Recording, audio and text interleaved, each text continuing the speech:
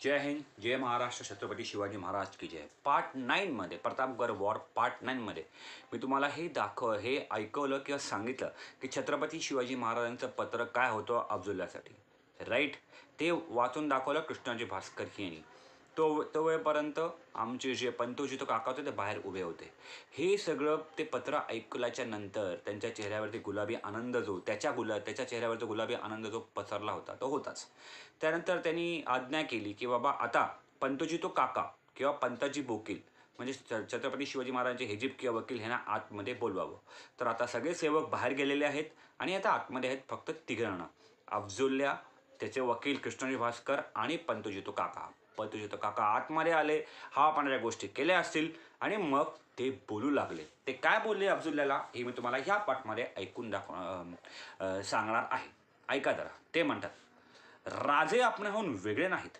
त्यांना जसे महाराज शहाजीराजे तसेच आपण भेटण्याची तयारी दाखवून केवळ किल्ले, कोट आणि मुलूक राजे आपल्या स्वाधीन करावा एवढी साधी आज्ञा राजांना करून राजांवर फार मोठी दया दाखवली आहे. आपले शौर्य आणि दरारा राजे जाणून आहेत. आपण कर्नाटकाचे राज्य युद्धात जिंकले. हे सगळं म्हणतायत. पंतोजी काका सगळं असं म्हणतायत अफझुल्ल्याला. आपली ताकद बिनतोड आहे. आपली ताकद ही केवळ आगीप्रमाणे आहे. आपल्यामुळेच दुनियेला शोभा आहे. राजांची खात्री झाली आहे. आपल्या ठाई कपट अजिबात नाही. आपल्या पराक्रमाशिवाय आदिलशाही फौज केवळ कसपटासारखी वाटते. राजांची अगदी नम्र विनंती आहे की आपण जावळीत येणे. राजे आपल्याला फार घाबरतात. आपण जावळीला येणे योग्य होईल, कारण राजांनी आपली भीती घेतली आहे ती आपण तिथे आल्याने नष्ट होईल. आपण येण्याने राजांचे वैभव वाढणार आहे. आपण मागत आहेत ते गड, किल्ले, मुलूक आणि जावळी ही आपल्या कब्जात देतील. राजांची एरवी आपल्याला नजर देण्याचीही हिंमत नाही.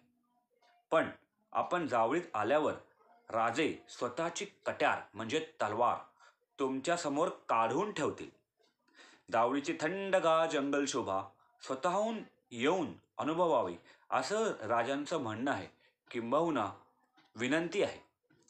ही सगळी साखरपेरणी पंतोजी काका पंताजी गोपीनाथ बोकील यांनी केली तिकडे त्यावेळेस.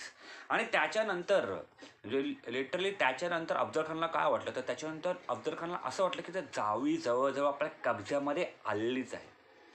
हे जे बोलणं असताना हे वकिलांनाच बरोबर जमतं. आणि छत्रपती शिवाजी महाराजांचे वकील म्हणजे हा तो माणूस आहे ज्यांनी आपल्याला हवा असलेल्या टेरनवरती अफझुल्ल्याला खेचलेलं आहे. मी मागे पण सांगितलं, मंत्रयुद्धामध्ये हेच असतं. आणि जो व्यक्ती मंत्रयुद्ध जिंकतो तो ॲक्च्युअल वॉर 50 to 60% जिंकलेला असतो. तर हे सगळं मी तुम्हाला का ऐकून दाखवतो, बिकॉज हे महत्त्वाचं आहे. ज्याच्यामुळे त्याची मती फिरली किंवा त्याचं डोकं असं फिरलं की तो मला नाही ठीक आहे मी जावळीत येतो. नंतर त्याला असं वाटायलाच लागलं. ॲक्च्युली बघायला लागलं त्याला जावळीत यायचं नव्हतं, बिकॉज त्याला माहीत होतं की जावळी हा प्रदेश काय आहे. पण हे जे बोलणं असतं, जे शब्द तुम्ही कोणते वापरता, डायलॉग्स, तुमची ती शब्दफेक आणि तुमचे राजेंबद्दल तुम्ही जे काय सांगता, अप्रतिम.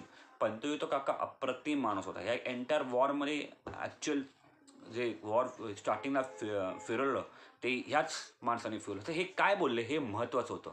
हा प्रतापगड वॉर पार्ट 10 मी इथेच संबोधतो, बिकॉज हा अत्यंत महत्त्वाचा पार्ट आहे. नीट ऐका, परत वाक्य, सुंदर वाक्य वापरलं. याच्या पुढे सुद्धा ते खूप काय बोललेत, पण ते येईल प्रतापगड वॉर पार्ट 11 मध्ये.